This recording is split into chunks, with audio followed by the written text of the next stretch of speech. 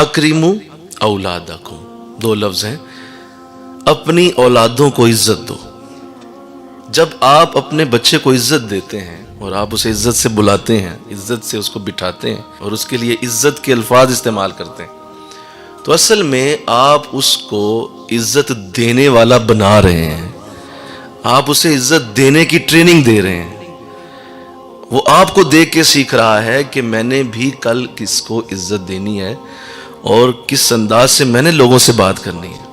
वो आपके उन लफ्ज़ों से सीखेगा कि मैंने कल जब किसी को बुलाना है तो किस तरह इज्जत से बुलाना है। तो यूं आप एक एक लफ्ज़ पे, हालांकि उसको आप बुला रहे हैं, बिठा रहे हैं, पिला रहे हैं, खिला रहे हैं, लेकिन आप उसको आइंदा जिंदगी के लिए दूसरों को इज्जत देने का तरीका समझा रहे हैं और बच्चा उसे सीख रहा होता है। बच्चा वो करता है जो वो आपको करते हुए देखता है। जो वो आपसे सुनता है वो नहीं करता। जो वो देख लेता है कि मेरे बाप बाप ये कर रहे हैं, वो करेगा।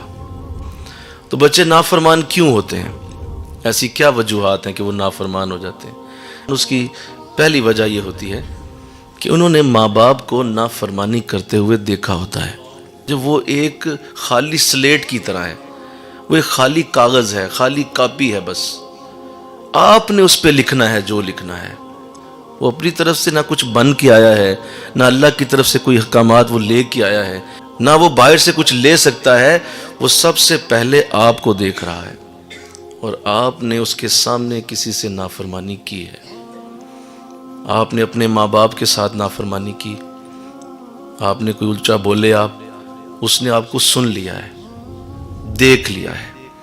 जो रवैया आपने दिया उसे, उसने उस रवैये को कैच कर लिया है कि जो अपने माँ बाप के नाफरमान होते हैं उनके बच्चे भी उनके फरमाबरदार नहीं होते। दूसरी वजह यह होती है बच्चे नाफरमान क्यों होते हैं, उसकी वजह यह है कि उनके घर का माहौल ऐसा होता है, हर वक्त गालम गलोच सुनते हैं, एक दूसरे को धक्कम पेल सुनते हैं और उनके घर के अंदर एक ऊंचा बोलने की रवायत होती है और एक ऊंचा गुफ्तगू करने का अंदाज होता है और घर के अफराद ही गालो गाल होते हैं, एक दूसरे से गालियाँ दे दे के बात करते हैं।